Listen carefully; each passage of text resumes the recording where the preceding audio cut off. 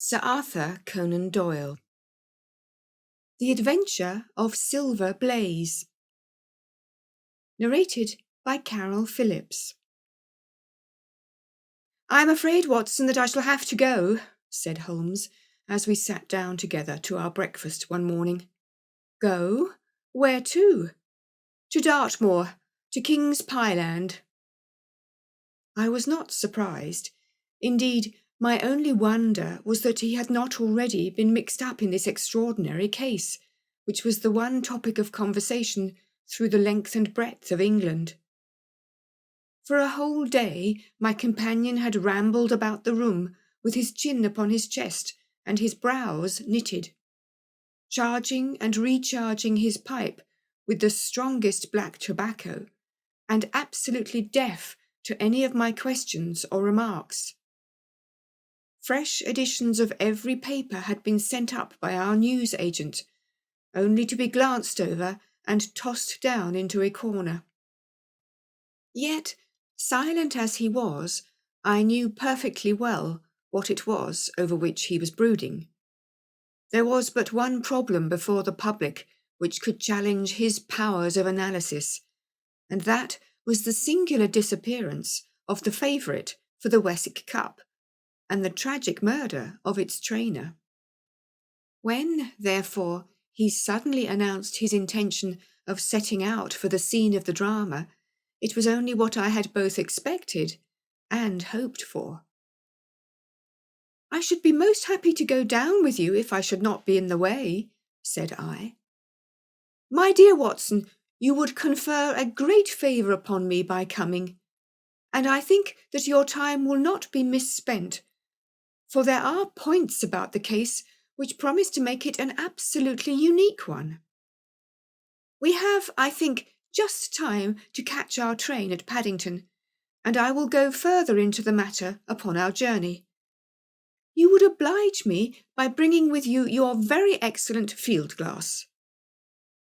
And so it happened that an hour or so later I found myself in the corner of a first-class carriage flying along en route for Exeter, while Sherlock Holmes, with his sharp, eager face framed in his ear-flapped travelling cap, dipped rapidly into the bundle of fresh papers which he had procured at Paddington.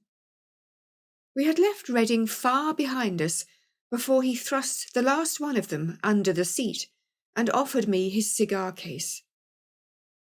"We are going well," said he, looking out of the window and glancing at his watch.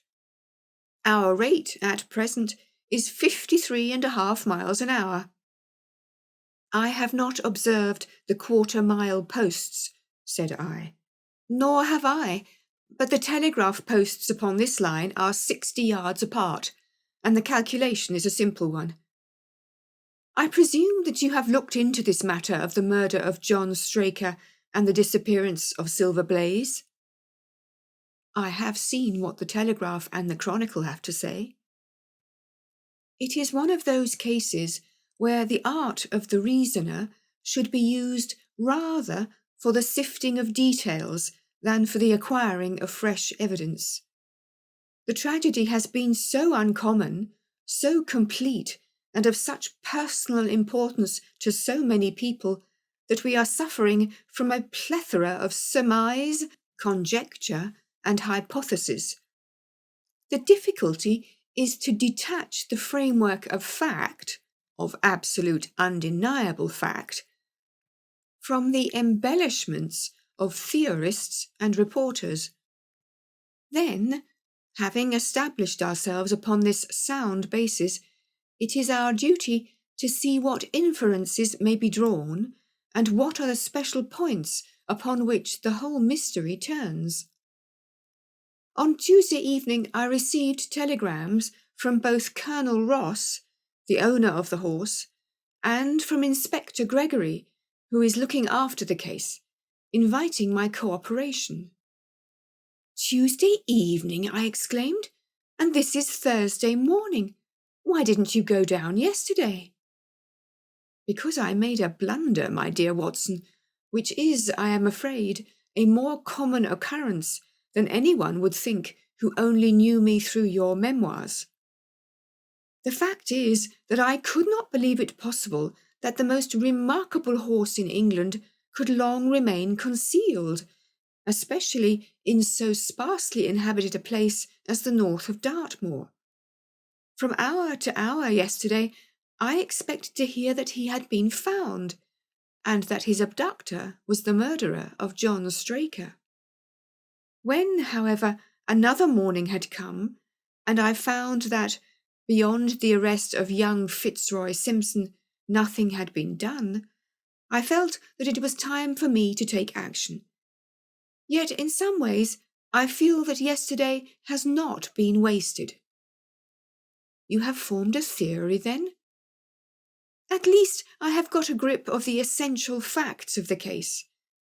I shall enumerate them to you, for nothing clears up a case so much as stating it to another person, and I can hardly expect your cooperation if I do not show you the position from which we start. I lay back against the cushions, puffing at my cigar, while Holmes, leaning forward, with his long, thin forefinger checking off the points upon the palm of his left hand, gave me a sketch of the events which had led to our journey. Silver Blaze, said he, is from the Somomy stock, and holds as brilliant a record as his famous ancestor. He is now in his 5th year, and has brought in turn each of the prizes of the turf to Colonel Ross, his fortunate owner. Up to the time of the catastrophe, he was the first favourite for the Wessex Cup, the betting being 3-1 on him. He has always, however, been a prime favourite with the racing public, and has never yet disappointed them, so that even at those odds enormous sums of money have been laid upon him. It is obvious, therefore, that there were many people who had the strongest interest in preventing Silver Blaze from being there at the fall of the flag next Tuesday. The fact was, of course, appreciated at King's Pyland, where the Colonel's training stable is situated. Every precaution was taken to guard the favourite. The trainer, John Straker, is a retired jockey, who rode in Colonel Ross's colours before he became too heavy for the weighing chair. He has served the Colonel for 5 years as jockey, and for 7 as trainer, and has always shown himself to be a zealous and honest servant. Under him were 3 lads, for the establishment was a small one, containing only 4 horses in all. One of these lads sat up each night in the stable, while the others slept in the loft. All 3 bore excellent characters. John Straker, who is a married man, lived in a small villa about 200 yards from the stables. He has no children, keeps 1 maidservant, and is comfortably off. The country round is very lonely, but about half a mile to the north there is a small cluster of villas which have been built by a Tavistock contractor for the use of invalids and others who may wish to enjoy the pure Dartmoor air. Tavistock itself lies 2 miles to the west, while across the moor, also about 2 miles distant, is the larger training establishment of Mapleton, which belongs to Lord Backwater, and is managed by Silas Brown. In every other direction, the moor is a complete wilderness, inhabited only by a few roaming gypsies. Such was the general situation last Monday night, when the catastrophe occurred. On that evening, the horses had been exercised and watered as usual, and the stables were locked up at 9 o'clock. 2 of the lads walked up to the trainer's house, where they had supper in the kitchen, while the third, Ned Hunter, remained on guard. At a few minutes after 9, the maid, Edith Baxter, carried down to the stables his supper, which consisted of a dish of curried mutton. She took no liquid, as there was a water tap in the stables, and it was the rule that the lad on duty should drink nothing else. The maid carried a lantern with her, as it was very dark, and the path ran across the open moor. Edith Baxter was within 30 yards of the stables when a man appeared out of the darkness and called to her to stop. As he stepped into the circle of yellow light thrown by the lantern, she saw that he was a person of gentlemanly bearing, dressed in a grey suit of tweeds with a cloth cap. He wore gaiters and carried a heavy stick with a knob to it. She was most impressed, however, by the extreme pallor of his face and by the nervousness of his manner. His age, she thought, would be rather over 30 than under it. "Can you tell me where I am?" he asked. "I had almost made up my mind to sleep on the moor when I saw the light of your lantern." "You are close to the King's Pyland training stables," said she. "Oh, indeed, what a stroke of luck!" he cried. "I understand that a stable boy sleeps there alone every night. Perhaps that is his supper which you are carrying to him. Now I am sure that you would not be too proud to earn the price of a new dress, would you?" He took a piece of white paper, folded up, out of his waistcoat pocket. "See that the boy has this tonight, and you shall have the prettiest frock that money can buy." She was frightened by the earnestness of his manner, and ran past him to the window, through which she was accustomed to hand the meals. It was already opened, and Hunter was seated at the small table inside. She had begun to tell him of what had happened, when the stranger came up again. "Good evening," said he, looking through the window. "I wanted to have a word with you." The girl has sworn that as he spoke, she noticed the corner of the little paper packet protruding from his closed hand. "What business have you here?" asked the lad. "It's business that may put something into your pocket," said the other. "You've 2 horses in for the Wessex Cup, Silver Blaze and Bayard. Let me have the straight tip, and you won't be a loser. Is it a fact that at the weights Bayard could give the other 100 yards in 5 furlongs, and that the stable have put their money on him?" "So you're one of those damned touts," cried the lad. "I'll show you how we serve them in King's Pyland." He sprang up and rushed across the stable to unloose the dog. The girl fled away to the house, but as she ran, she looked back and saw that the stranger was leaning through the window. A minute later, however, when Hunter rushed out with the hound, he was gone. And though he ran all round the buildings, he failed to find any trace of him. One moment I asked, "Did the stable boy, when he ran out with the dog, leave the door unlocked behind him?" "Excellent, Watson, excellent," murmured my companion. "The importance of the point struck me so forcibly that I sent a special wire to Dartmoor yesterday to clear the matter up. The boy locked the door before he left it. The window, I may add, was not large enough for a man to get through." Hunter waited until his fellow grooms had returned, when he sent a message to the trainer and told him what had occurred. Straker was excited at hearing the account, although he does not seem to have quite realized its true significance. It left him, however, vaguely uneasy, and Mrs. Straker, waking at 1 in the morning, found that he was dressing. In reply to her inquiries, he said that he could not sleep on account of his anxiety about the horses, and that he intended to walk down to the stables to see that all was well. She begged him to remain at home, as she could hear the rain pattering against the window. But in spite of her entreaties, he pulled on his large mackintosh and left the house. Mrs. Straker awoke at 7 in the morning to find that her husband had not yet returned. She dressed herself hastily, called the maid, and set off for the stables. The door was open. Inside, huddled together upon a chair, Hunter was sunk in a state of absolute stupor. The favourite's stall was empty, and there were no signs of his trainer. The two lads, who slept in the chaff-cutting loft above the harness room, were quickly roused.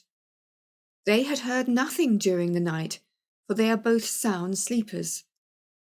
Hunter was obviously under the influence of some powerful drug, and as no sense could be got out of him, he was left to sleep it off while the two lads and the two women ran out in search of the absentees.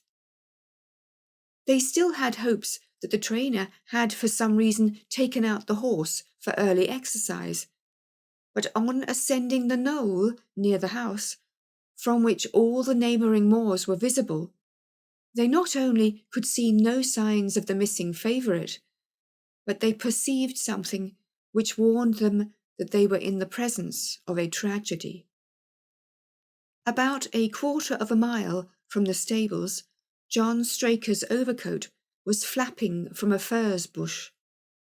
Immediately beyond, there was a bowl-shaped depression in the moor, and at the bottom of this was found the dead body of the unfortunate trainer.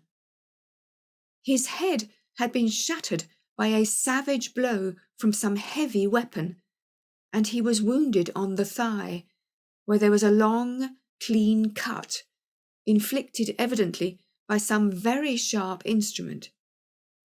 It was clear, however, that Straker had defended himself vigorously against his assailants, for in his right hand he held a small knife, which was clotted with blood up to the handle, while in his left he clasped a red and black silk cravat, which was recognized by the maid as having been worn on the preceding evening by the stranger who had visited the stables. Hunter, on recovering from his stupor, was also quite positive as to the ownership of the cravat. He was equally certain that the same stranger had, while standing at the window, drugged his curried mutton, and so deprived the stables of their watchman. As to the missing horse, there were abundant proofs in the mud which lay at the bottom of the fatal hollow that he had been there at the time of the struggle.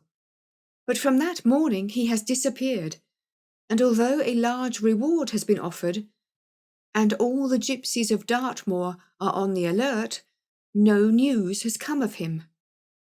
Finally, an analysis has shown that the remains of his supper, left by the stable lad, contain an appreciable quantity of powdered opium, while the people at the house partook of the same dish on the same night without any ill effect. Those are the main facts of the case, stripped of all surmise and stated as baldly as possible. I shall now recapitulate what the police have done in the matter.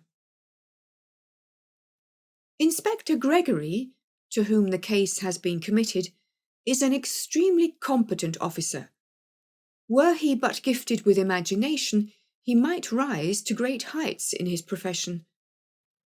On his arrival, he promptly found and arrested the man upon whom suspicion naturally rested. There was little difficulty in finding him, for he inhabited one of those villas which I have mentioned. His name, it appears, was Fitzroy Simpson.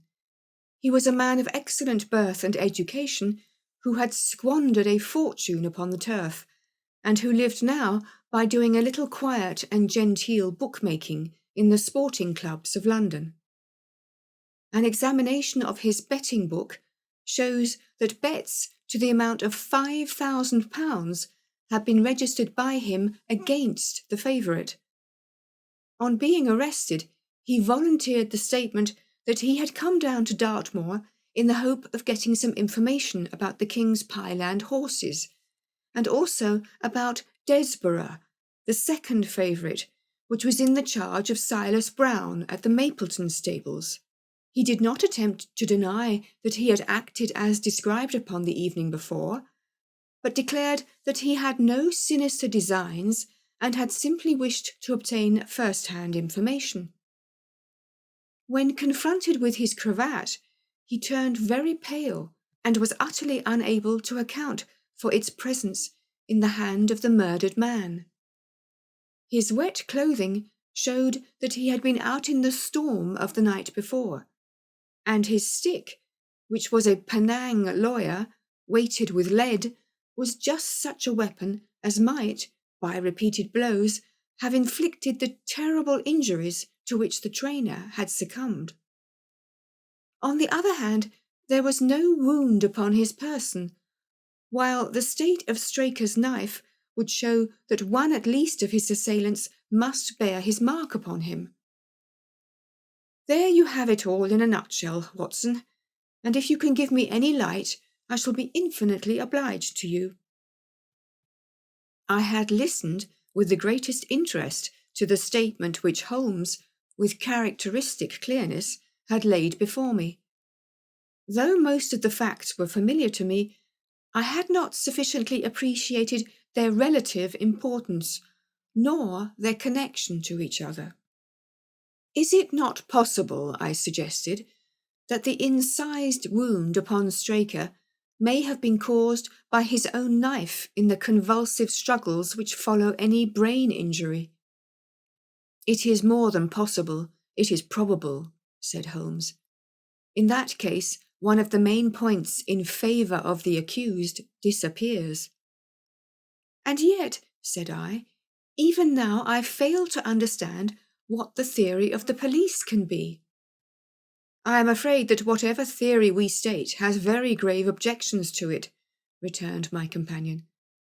The police imagine, I take it, that this Fitzroy Simpson, having drugged the lad, and having in some way obtained a duplicate key, opened the stable door and took out the horse, with the intention, apparently, of kidnapping him altogether.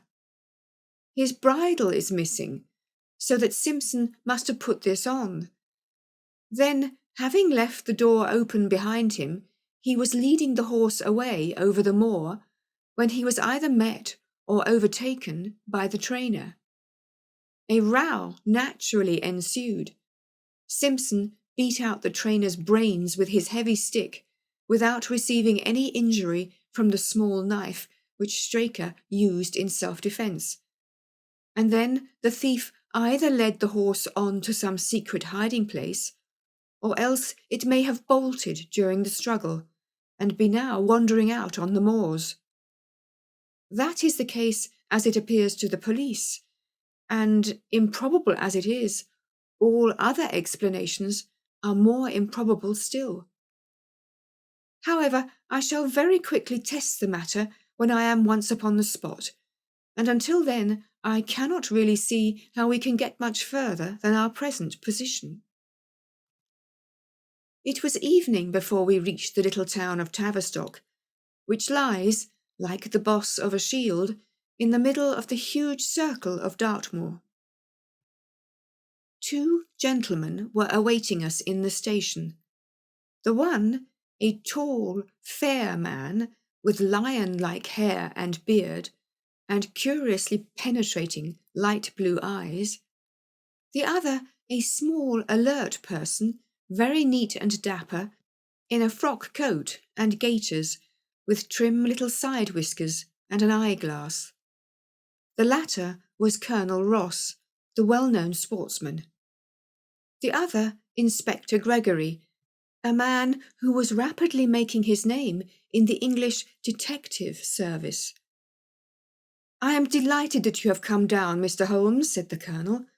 "The inspector here has done all that could possibly be suggested, but I wish to leave no stone unturned in trying to avenge poor Straker and in recovering my horse." "Have there been any fresh developments?" asked Holmes. "I am sorry to say that we have made very little progress," said the inspector. "We have an open carriage outside, and as you would no doubt like to see the place before the light fails, We might talk it over as we drive."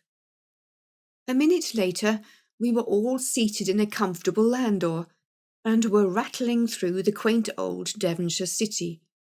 Inspector Gregory was full of his case, and poured out a stream of remarks, while Holmes threw in an occasional question or interjection. Colonel Ross leaned back with his arms folded and his hat tilted over his eyes, while I listened with interest to the dialogue of the two detectives. Gregory was formulating his theory, which was almost exactly what Holmes had foretold in the train. "The net is drawn pretty close round Fitzroy Simpson," he remarked, "and I believe, myself, that he is our man. At the same time, I recognise that the evidence is purely circumstantial, and that some new development may upset it. How about Straker's knife? We have quite come to the conclusion that he wounded himself in his fall. My friend Dr. Watson made that suggestion to me as we came down. If so, it would tell against this man Simpson." "Undoubtedly. He has neither a knife nor any sign of a wound. The evidence against him is certainly very strong. He had a great interest in the disappearance of the favourite. He lies under suspicion of having poisoned the stable boy. He was undoubtedly out in the storm. He was armed with a heavy stick, and his cravat was found in the dead man's hand. I really think we have enough to go before a jury." Holmes shook his head. "A clever counsel would tear it all to rags," said he. "Why should he take the horse out of the stable? If he wished to injure it, why could he not do it there?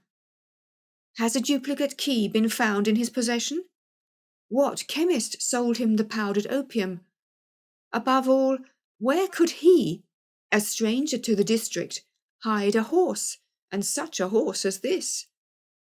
What is his own explanation as to the paper which he wished the maid to give to the stable boy? He says that it was a £10 note. One was found in his purse. But your other difficulties are not so formidable as they seem. He is not a stranger to the district. He has twice lodged at Tavistock in the summer. The opium was probably brought from London. The key, having served its purpose, would be hurled away. The horse may be at the bottom of one of the pits or old mines upon the moor." "What does he say about the cravat?" "He acknowledges that it is his, and declares that he had lost it. But a new element has been introduced into the case which may account for his leading the horse from the stable." Holmes pricked up his ears. "We have found traces which show that a party of gypsies encamped on Monday night within a mile of the spot where the murder took place. On Tuesday they were gone. Now, presuming that there was some understanding between Simpson and these gypsies, might he not have been leading the horse to them when he was overtaken, and may they not have him now?" "It is certainly possible. The moor is being scoured for these gypsies. I have also examined every stable and outhouse in Tavistock, and for a radius of 10 miles. There is another training stable quite close, I understand." "Yes, and that is a factor which we must certainly not neglect. As Desborough, their horse, was second in the betting, they had an interest in the disappearance of the favourite.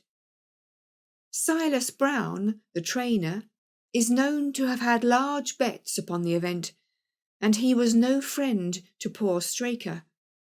We have, however, examined the stables, and there is nothing to connect him with the affair." "And nothing to connect this man Simpson with the interests of the Mapleton stables?" "Nothing at all." Holmes leaned back in the carriage, and the conversation ceased. A few minutes later, our driver pulled up at a neat little red brick villa with overhanging eaves, which stood by the road. Some distance off, across a paddock, lay a long, grey-tiled outbuilding. In every other direction, the low curves of the moor, bronze-coloured from the fading ferns, stretched away to the skyline, broken only by the steeples of Tavistock and by a cluster of houses away to the westward, which marked the Mapleton stables. We all sprang out with the exception of Holmes, who continued to lean back with his eyes fixed upon the sky in front of him, entirely absorbed in his own thoughts. It was only when I touched his arm that he roused himself with a violent start and stepped out of the carriage. "Excuse me," said he, turning to Colonel Ross, who had looked at him in some surprise. "I was daydreaming."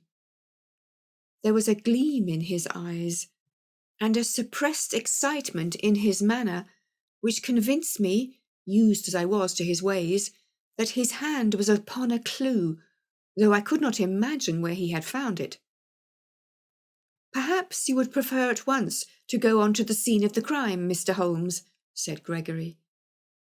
"I think that I should prefer to stay here a little and go into one or two questions of detail. Straker was brought back here, I presume?" "Yes, he lies upstairs. The inquest is tomorrow." "He has been in your service some years, Colonel Ross?"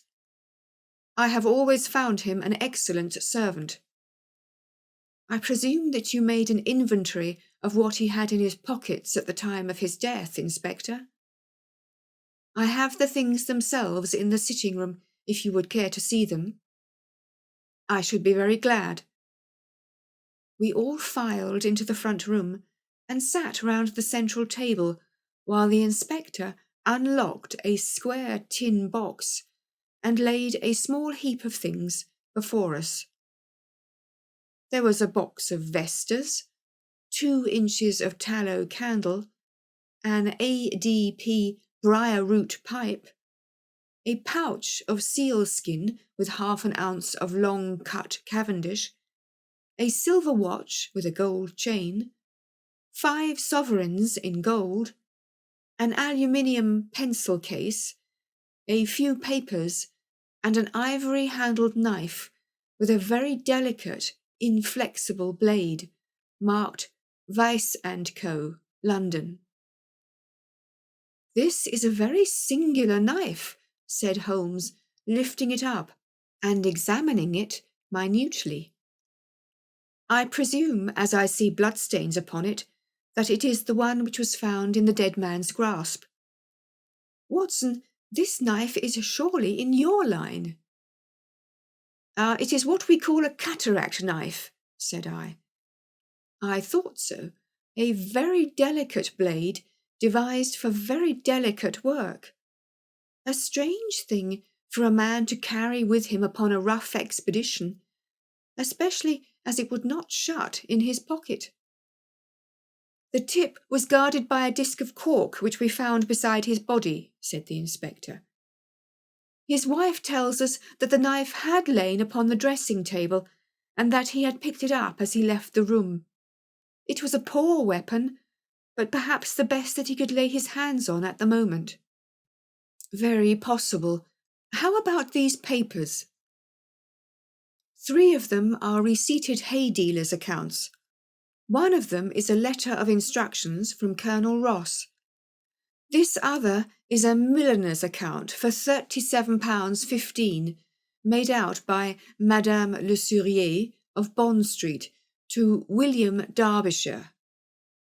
Mrs. Straker tells us that Derbyshire was a friend of her husband's, and that occasionally his letters were addressed here. "Madame Derbyshire had somewhat expensive tastes," remarked Holmes, glancing down the account. 22 guineas is rather heavy for a single costume. However, there appears to be nothing more to learn, and we may now go down to the scene of the crime. As we emerged from the sitting-room, a woman, who had been waiting in the passage, took a step forward and laid her hand upon the inspector's sleeve. Her face was haggard and thin and eager, stamped with the print of a recent horror. "Have you got them? Have you found them?" she panted. "No, Mrs. Straker, but Mr. Holmes here has come from London to help us, and we shall do all that is possible." "Surely I met you in Plymouth at a garden party some little time ago, Mrs. Straker," said Holmes. "No, sir, you are mistaken." "Dear me! Why, I could have sworn to it. You wore a costume of dove-coloured silk with ostrich feather trimming." "I never had such a dress, sir," answered the lady. "Ah, that quite settles it," said Holmes. And with an apology, he followed the inspector outside. A short walk across the moor took us to the hollow in which the body had been found. At the brink of it was the furze bush upon which the coat had been hung. "There was no wind that night, I understand," said Holmes. "None, but very heavy rain." "In that case, the overcoat was not blown against the furze bush, but placed there." "Yes, it was laid across the bush." "You fill me with interest. I perceive that the ground has been trampled up a good deal. No doubt many feet have been here since Monday night. A piece of matting has been laid here at the side, and we have all stood upon it." "Excellent. In this bag I have one of the boots which Straker wore, one of Fitzroy Simpson's shoes, and a cast horseshoe of silver blaze." "My dear Inspector, you surpass yourself." Holmes took the bag and, descending into the hollow, he pushed the matting into a more central position. Then, stretching himself upon his face and leaning his chin upon his hands, he made a careful study of the trampled mud in front of him. "Hello," said he, suddenly. "What's this?" It was a wax vesta half burned, which was so coated with mud that it looked at first like a little chip of wood. "I cannot think how I came to overlook it," said the inspector, with an expression of annoyance. "It was invisible, buried in the mud. I only saw it because I was looking for it." "What? You expected to find it?" "I thought it not unlikely." He took the boots from the bag and compared the impressions of each of them with marks upon the ground. Then he clambered up to the rim of the hollow and crawled about among the ferns and bushes. "I am afraid there are no more tracks," said the inspector. "I have examined the ground very carefully for 100 yards in each direction." "Indeed," said Holmes, rising. "I should not have the impertinence to do it again after what you say. But I should like to take a little walk over the moor before it grows dark, that I may know my ground tomorrow, and I think that I shall put this horseshoe into my pocket for luck." Colonel Ross, who had shown some signs of impatience at my companion's quiet and systematic method of work, glanced at his watch. "I wish you would come back with me, Inspector," said he. "There are several points upon which I should like your advice, and especially as to whether we do not owe it to the public to remove our horse's name from the entries for the cup." "Certainly not," cried Holmes with decision. "I should let the name stand." The colonel bowed. "I am very glad to have had your opinion, sir," said he.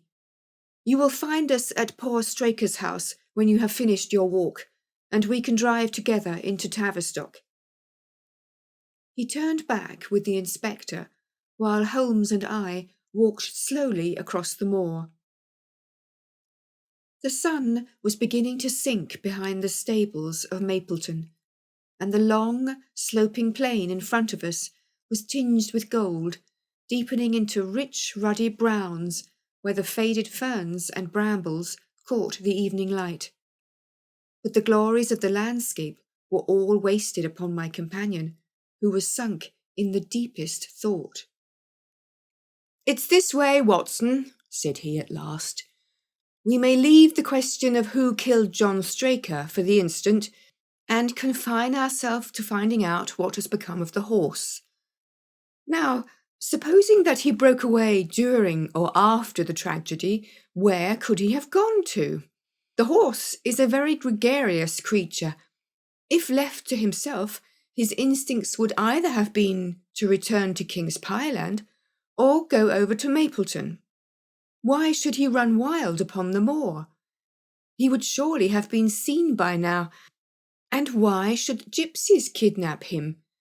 These people always clear out when they hear of trouble, for they do not wish to be pestered by the police.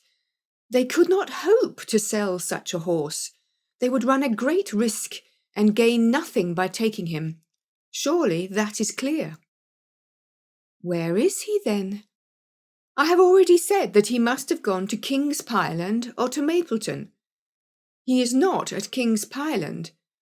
Therefore, he is at Mapleton. Let us take that as a working hypothesis and see what it leads us to.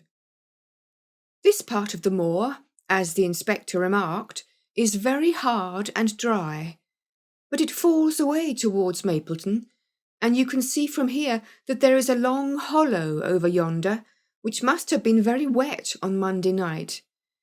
If our supposition is correct, then the horses must have crossed that, and there is the point where we should look for his tracks.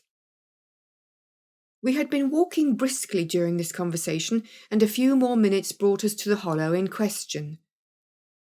At Holmes's request, I walked down the bank to the right, and he to the left, but I had not taken 50 paces before I heard him give a shout and saw him waving his hand to me. The track of a horse was plainly outlined in the soft earth in front of him, and the shoe which he took from his pocket exactly fitted the impression.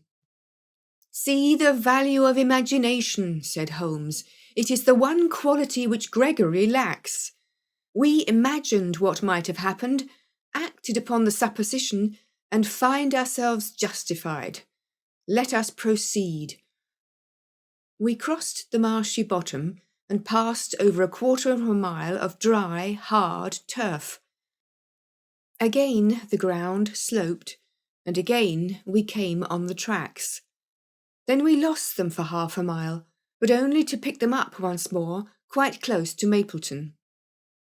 It was Holmes who saw them first, and he stood pointing with a look of triumph upon his face. A man's track was visible beside the horse's. "The horse was alone before," I cried. "Quite so. It was alone before. Hallo, what is this?" The double track turned sharp off and took the direction of King's Pyland. Holmes whistled, and we both followed along after it. His eyes were on the trail, but I happened to look a little to one side and saw, to my surprise, the same tracks coming back again in the opposite direction. "One for you, Watson," said Holmes, when I pointed it out. "You have saved us a long walk, which would have brought us back on our own traces. Let us follow the return track." We had not to go far. It ended at the paving of asphalt which led up to the gates of the Mapleton stables. As we approached, a groom ran out from them. "We don't want any loiterers about here," said he. "I only wished to ask a question," said Holmes, with his finger and thumb in his waistcoat pocket. "Should I be too early to see your master, Mr. Silas Brown, if I were to call at 5 o'clock tomorrow morning?" "Bless you, sir, if any one is about, he will be, for he's always the first stirring. But here he is, sir, to answer your questions for himself." "No, sir, no. It is as much as my place is worth to let him see me touch your money. Afterwards, if you like." As Sherlock Holmes replaced the half-crown which he had drawn from his pocket, a fierce-looking elderly man strode out from the gate with a hunting crop swinging in his hand. "What's this, Dawson?" he cried. "No gossiping. Go about your business. And you, what the devil do you want here?" 10 minutes' talk with you, my good sir, said Holmes in the sweetest of voices. I've no time to talk to every gadabout. We want no stranger here. Be off, or you may find a dog at your heels. Holmes leaned forward and whispered something in the trainer's ear. He started violently and flushed to the temples. It's a lie, he shouted, an infernal lie. Very good. Shall we argue about it here in public, or talk it over in your parlour? Oh, come in if you wish to. Holmes smiled. I shall not keep you more than a few minutes, Watson, said he. Now, Mr. Brown, I am quite at your disposal. It was 20 minutes, and the reds had all faded into greys before Holmes and the trainer reappeared. Never have I seen such a change as had been brought about in Silas Brown in that short time. His face was ashy pale, beards of perspiration shone upon his brow, and his hands shook until the hunting crop wagged like a branch in the wind. His bullying, overbearing manner was all gone too, and he cringed along at my companion's side like a dog with its master. Your instructions will be done. It shall all be done, said he. There must be no mistake, said Holmes, looking round at him. The other winced as he read the menace in his eyes. Oh no, there shall be no mistake. It shall be there. Should I change it first or not? Holmes thought a little and then burst out laughing. No, don't, said he. I shall write to you about it. No tricks now, or... Oh, you can trust me. You can trust me. Yes, I think I can. Well, you shall hear from me tomorrow. He turned upon his heel, disregarding the trembling hand which the other held out to him, and we set off for King's Pyland. A more perfect compound of the bully, coward, and sneak than Master Silas Brown I have seldom met with, remarked Holmes as we trudged along together. He has the horse, then? He tried to bluster out of it, but I described to him so exactly what his actions had been upon that morning that he is convinced that I was watching him. Of course, you observed the peculiarly square toes in the impressions, and that his own boots exactly corresponded to them. Again, of course, no subordinate would have dared to do such a thing. I described to him how, when according to his custom he was the first down, he perceived a strange horse wandering over the moor, how he went out to it, and his astonishment at recognizing, from the white forehead which has given the favourite its name, that chance had put in his power the only horse which could beat the one upon which he had put his money.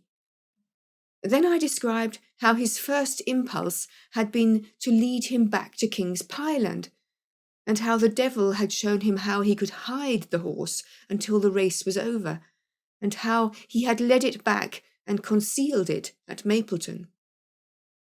When I told him every detail, he gave it up, and thought only of saving his own skin. But his stables had been searched. Oh, an old horse-faker like him has many a dodge. But are you not afraid to leave the horse in his power now, since he has every interest in injuring it? My dear fellow, he will guard it as the apple of his eye. He knows that his only hope of mercy is to produce it safe. Colonel Ross did not impress me as a man who would be likely to show much mercy in any case. The matter does not rest with Colonel Ross. I follow my own methods and tell as much or as little as I choose. That is the advantage of being unofficial. I don't know whether you observed it, Watson, but the Colonel's manner has been just a trifle cavalier to me.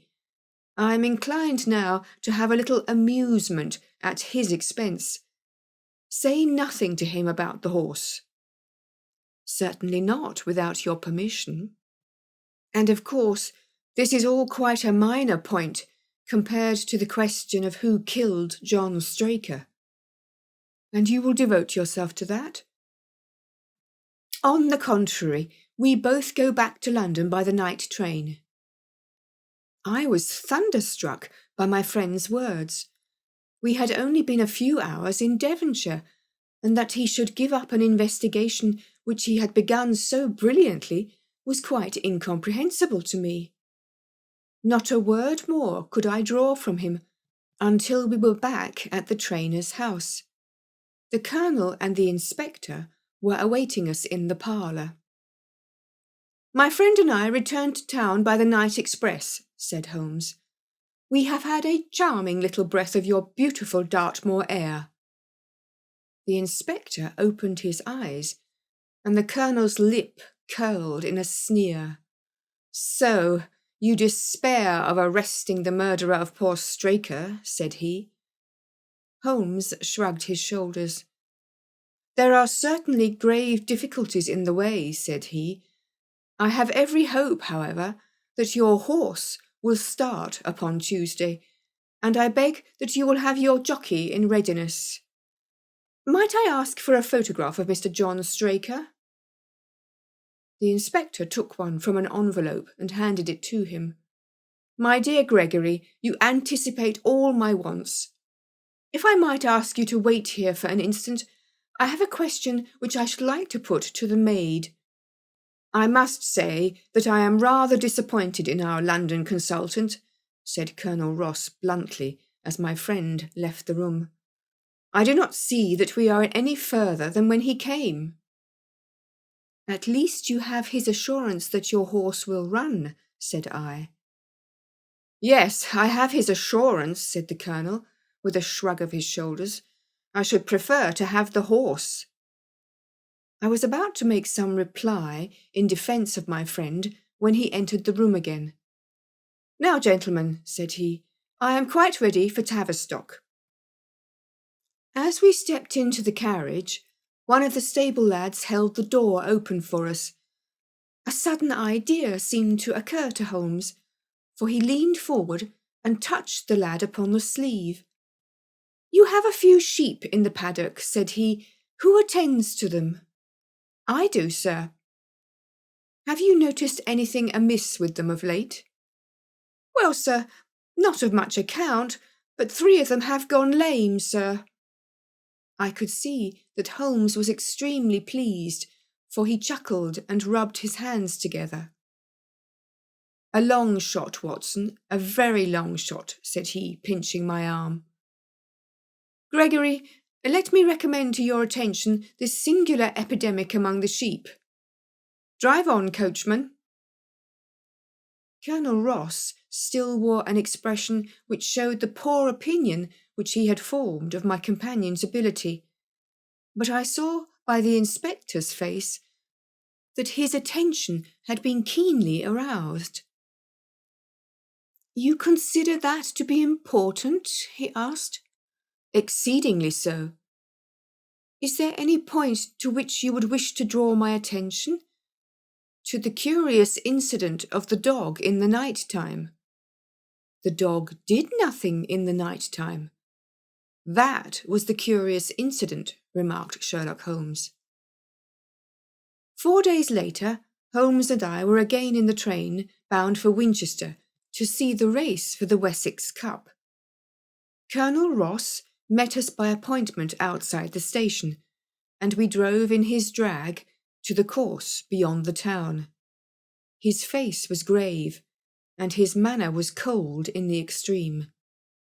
I have seen nothing of my horse, said he. I suppose that you would know him when you saw him? Asked Holmes. The colonel was very angry. I have been on the turf for 20 years, and never was asked such a question as that before, said he. A child would know Silver Blaze, with his white forehead and his mottled-off foreleg. How is the betting? Well, that is the curious part of it. You could have got 15 to 1 yesterday, but the price has become shorter and shorter, until you can hardly get 3 to 1 now." Said Holmes. "Somebody knows something, that is clear." As the drag drew up in the enclosure near the grandstand, I glanced at the card to see the entries. "Wessex Plate," it ran. 50 sovereigns, each 8 foot, with 1,000 sovereigns added for 4 and 5-year-olds. Second, 300 sovereigns. Third, 200 sovereigns. New course, 1 mile and 5 furlongs. Mr. Heath Newton's The Negro, red cap, cinnamon jacket. Colonel Wardlaw's Pugilist, pink cap, blue and black jacket. Lord Backwater's Desborough, yellow cap and sleeves. Colonel Ross's Silver Blaze, black cap, red jacket. Duke of Balmoral's Iris, yellow and black stripes. Lord Singleford's Rasper, purple cap, black sleeves. "We scratched our other one and put all hopes on your word," said the Colonel. "Why, what is that? Silver Blaze favourite?" 5 to 4 against Silver Blaze, roared the ring. 5 to 4 against Silver Blaze. 5 to 15 against Desborough. 5 to 4 on the field. "There are the numbers up," I cried. "They are all 6 there." "All 6 there? Then my horse is running?" cried the Colonel in great agitation. "But I don't see him. My colours have not passed." "Only 5 have passed. This must be he." As I spoke, a powerful bay horse swept out from the weighing enclosure and cantered past us, bearing on its back the well-known black and red of the Colonel. "That's not my horse," cried the owner. "The beast has not a white hair upon its body. What is this that you have done, Mr. Holmes?" "Well, well, let us see how he gets on," said my friend imperturbably. For a few minutes he gazed through my field-glass. "Capital! An excellent start!" he cried suddenly. "There they are, coming round the curve." From our drag we had a superb view as they came up the straight. The 6 horses were so close together that a carpet could have covered them. But halfway up, the yellow of the Mapleton stable showed to the front. Before they reached us, however, Desborough's bolt was shot, and the Colonel's horse, coming away with a rush, passed the post a good 6 lengths before its rival, the Duke of Balmoral's Iris, making a bad third. "It's my race anyhow," gasped the Colonel, passing his hand over his eyes. "I confess that I can make neither head nor tail of it. Don't you think that you have kept up your mystery long enough, Mr. Holmes?" "Certainly, Colonel. You shall know everything. Let us all go round and have a look at the horse together. Here he is," he continued, as we made our way into the weighing enclosure, where only owners and their friends find admittance. "You have only to wash his face and his leg in spirits of wine, and you will find that he is the same old Silver Blaze as ever." "You take my breath away." "I found him in the hands of a faker, and took the liberty of running him just as he was sent over." "My dear sir, you have done wonders." "The horse looks very fit and well. It never went better in its life. I owe you 1,000 apologies for having doubted your ability. You have done me a great service by recovering my horse. You would do me a greater still if you could lay your hands on the murderer of John Straker." "I have done so," said Holmes quietly. The Colonel and I stared at him in amazement. "You have got him? Where is he then?" "He is here." "Here? Where?" "In my company at the present moment." The Colonel flushed angrily. "I quite recognise that I am under obligations to you, Mr. Holmes," said he, "but I must regard what you have just said as either a very bad joke or an insult." Sherlock Holmes laughed. "I assure you that I have not associated you with the crime, Colonel," said he. "The real murderer is standing immediately behind you." He stepped past and laid his hand upon the glossy neck of the thoroughbred. "The horse?" cried both the Colonel and myself. "Yes, the horse, and it may lessen his guilt if I say that it was done in self-defence, and that John Straker was a man who was entirely unworthy of your confidence. But there goes the bell, and as I stand to win a little on this next race, I shall defer a lengthy explanation until a more fitting time."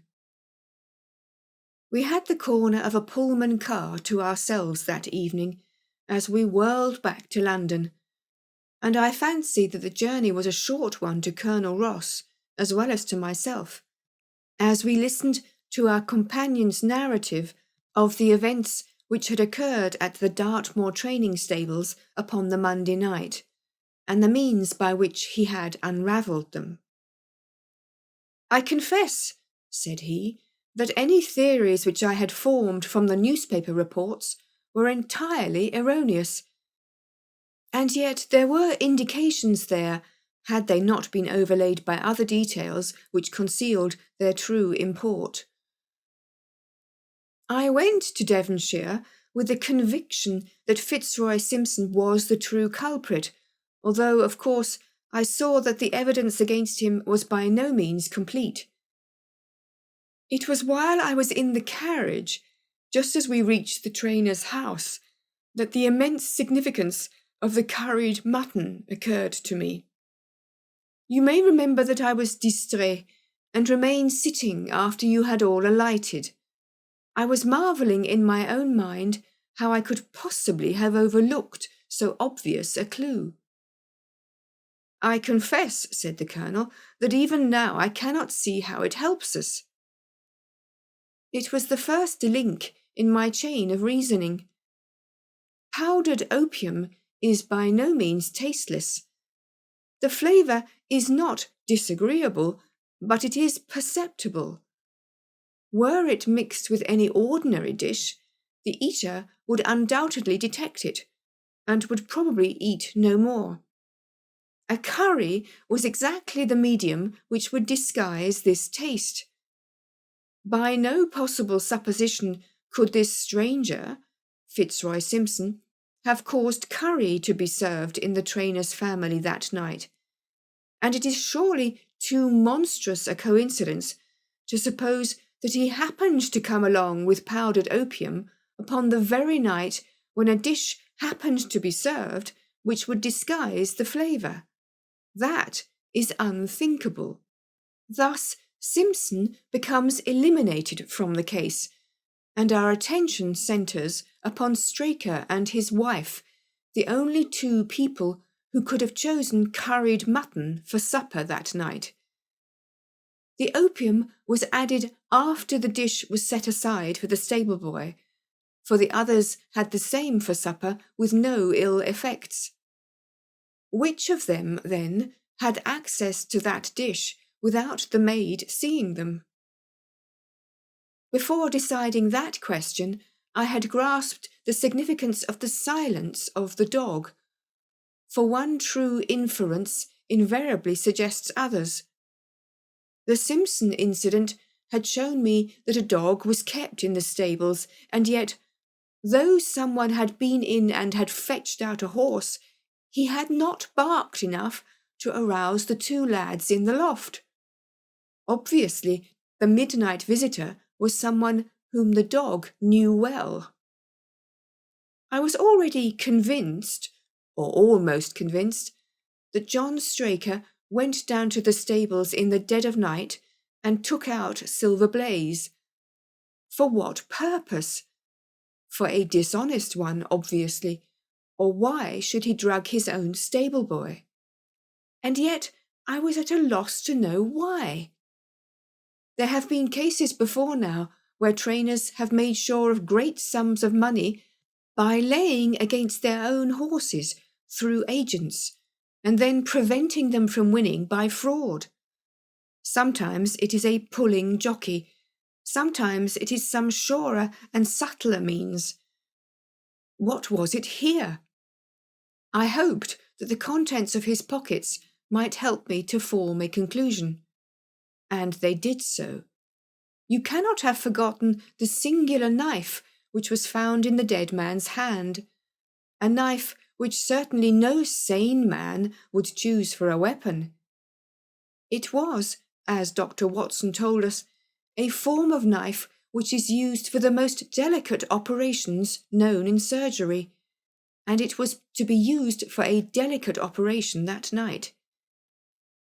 You must know, with your wide experience of turf matters, Colonel Ross, that it is possible to make a slight nick upon the tendons of a horse's ham, and to do it subcutaneously so as to leave absolutely no trace.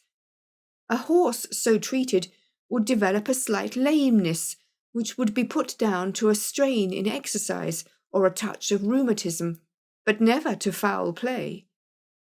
"Villain! Scoundrel!" cried the Colonel. We have here the explanation of why John Straker wished to take the horse out onto the moor. So spirited a creature would have certainly roused the soundest of sleepers when it felt the prick of the knife. It was absolutely necessary to do it in the open air. "I have been blind," cried the Colonel. "Of course, that was why he needed the candle and struck the match." "Undoubtedly.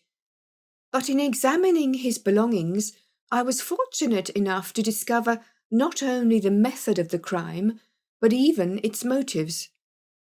As a man of the world, Colonel, you know that men do not carry other people's bills about in their pockets.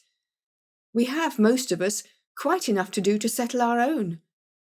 I at once concluded that Straker was leading a double life and keeping a second establishment. The nature of the bill showed that there was a lady in the case, and one who had expensive tastes.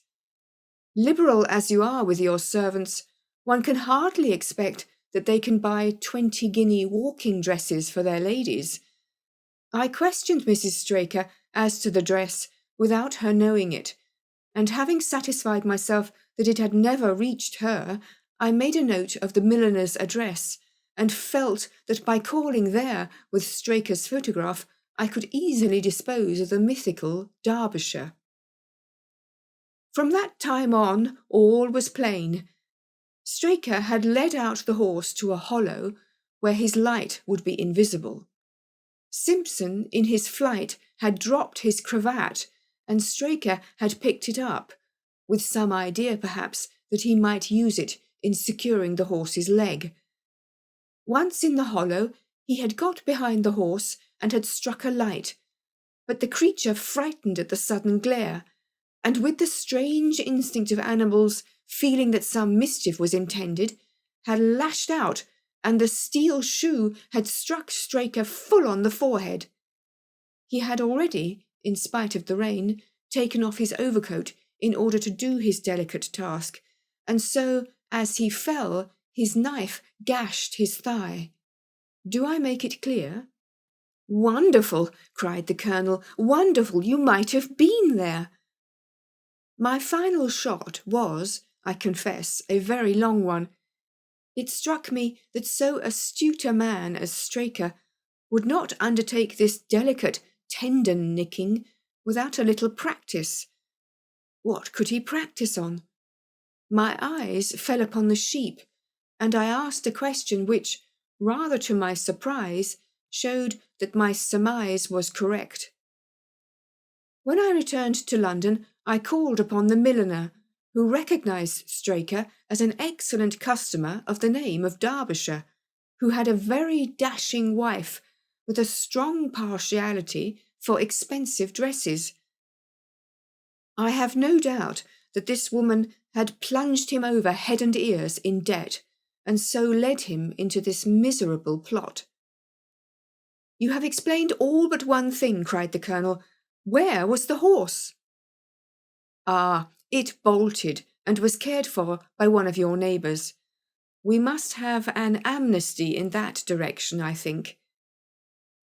This is Clapham Junction, if I am not mistaken, and we shall be in Victoria in less than 10 minutes.